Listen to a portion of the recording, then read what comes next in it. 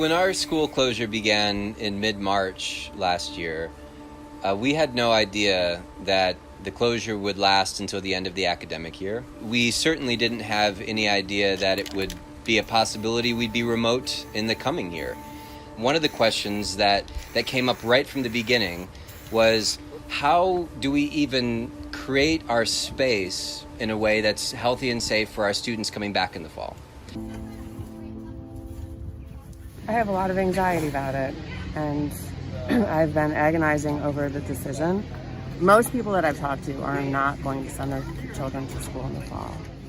Our family doctor and a very close friend of mine, both after I explained the outdoor classrooms here, thought, well, that would be the only safe way to send the kid to school.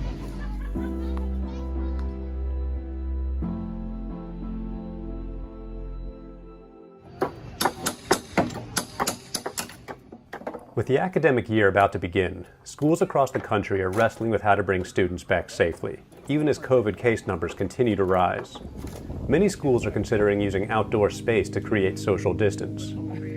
At the Detroit Waldorf School, teachers and parents have been laying foundations for outdoor shelters they hope to complete by the first day of classes. Like all projects, we're having some last-minute debate about certain aspects of the shelters. Do we have budget to build floors, for instance? We're knowing coming into this year that it's possible that we need to have every single class in our school separated from one another.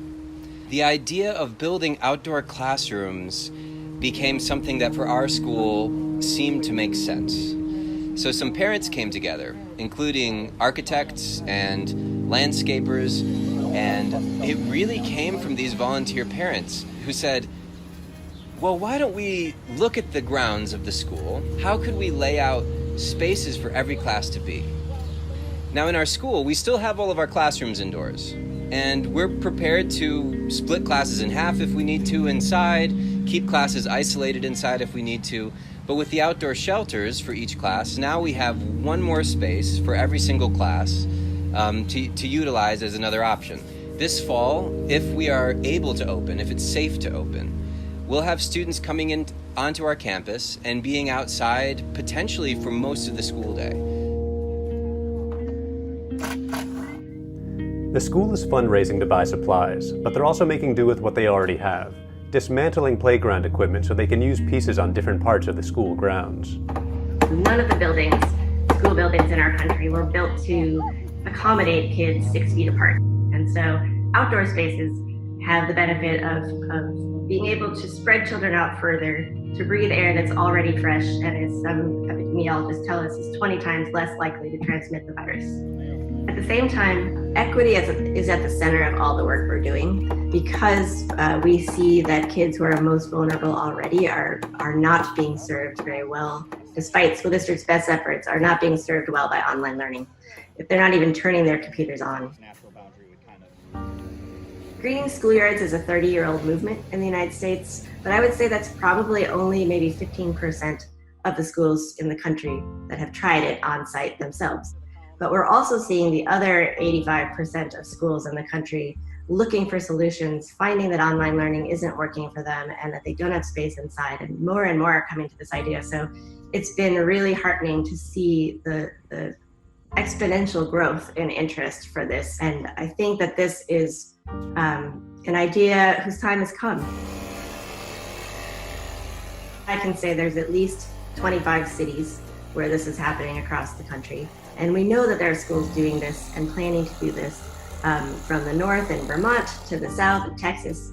And those have very different climate conditions. And so we're thinking that schools will use the outdoors when the weather is best for them. We have seasons here in Michigan, real seasons.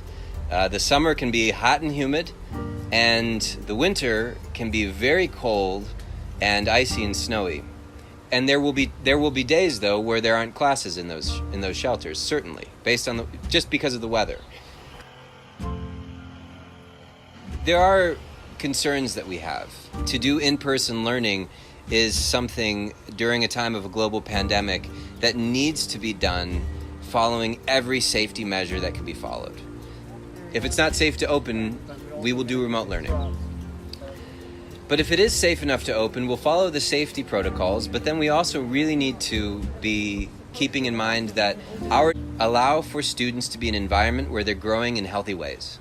I think I can speak for teachers in saying that we're pretty good at being flexible and being patient. And this whole process has been about flexibility and patience.